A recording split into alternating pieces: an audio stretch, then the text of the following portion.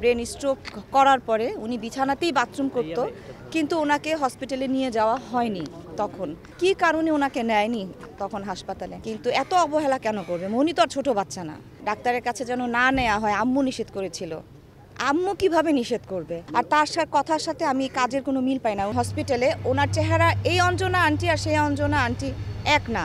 আমরা ওখানে ভোর পর্যন্ত ছিলাম, তারপর বাসায় যাই আমরা ভোরের দিকে। তো সেখানে যে সারা রাতি ঘুম হয়নি ওনার জন্য। আসলে বারবারই চিন্তা হচ্ছিল যে আসলে ওনার সেই সময়টা কেমন গেছে, মানে কীরকম একটা অবস্থায় ছিল। উনি যখন ব্রেন স্ট্রোকটা করে ওই মুহূর্তে যদি আমাদেরকে জানানো হতো বা আপনাদেরকে জানানো হতো, তাহলে আজকে হয়তো বা আমরা ওনাকে ফিরে পেতাম। উনি বিছানাতেই পড়েছিল 4-5 দিন। ব্রেন স্ট্রোক করার পরে উনি বিছানাতেই বাথরুম করতো, কিন্তু ওনাকে হসপিটালে নিয়ে যাওয়া হয়নি তখন। তো এইটাই আমার কাছে খারাপ লাগে যে কেন হয়নি বা কী কারণে ওনাকে নেয়নি তখন হাসপাতালে। সে মানে আপনারাই একটু চিন্তা করেন যে একটা অসুস্থ রুগী এভাবে বিছানায় পড়ে আছে, কিন্তু ওনাকে হসপিটালে নেওয়া হচ্ছে না। তো এই জিনিসটা আমার কাছে একেবারেই ভালো লাগে নাই। আমার কাছে এই জিনিসটা একটু অন্যরকম মনে হয়েছে, যেটা কেন জাস্টিস হয় নাই। আমার যেটা মনে হচ্ছে যে আমার একটাই ক্ষোভ যে কেন এটা লুকানো ঝুকানো ছিল। আর বারবারই ওই যে মনি তো ওনার সন্তান না। মনি হচ্ছে আগে আপু আপু ডাকতো, ভাই বলে পরিচয় করাই দিত। পরবর্তীতে 3 বছর হলো ছেলে বলে পরিচয় করিয়ে দিয়েছে সবার সাথে। তো সে তো তার আপন কেউ না। কিন্তু আমার কথা হচ্ছে এত অবহেলা কেন হবে? হ্যাঁ, মনি তো তার বাসাতেই থাকতো, মনিকে প্রচণ্ড আদর করতেন, এটা আমি জানি। কিন্তু এত অবহেলা কেন করবে? মনি তো আর ছোটো বাচ্চা না।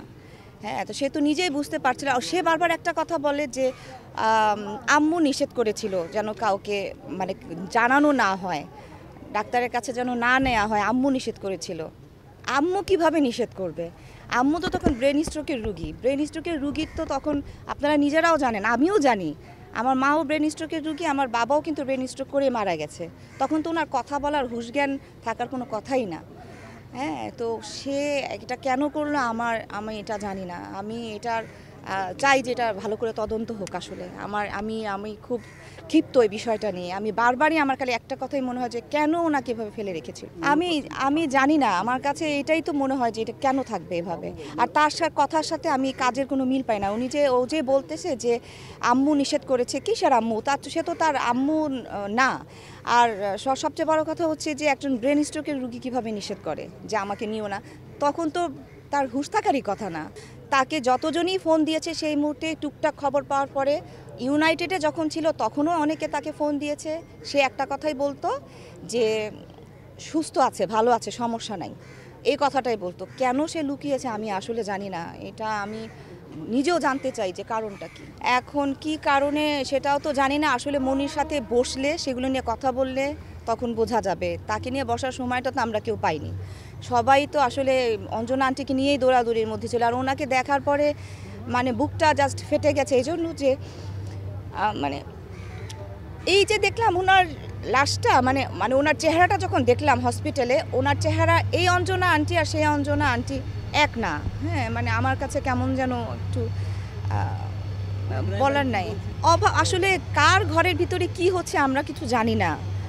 তবে ওনার টাকা পয়সার অভাব থাকার কথা না। হ্যাঁ, ওনার তো আসলে কিছুদিন আগেও নাকি শুনলাম উনি জায়গা টাকা বিক্রি করেছিলেন। হ্যাঁ, অনেক কিছুই। এখন আসলে ঘরের যারা ছিলেন তারাই বলতে পারবে যে ঘটনাটা কি হয়েছে।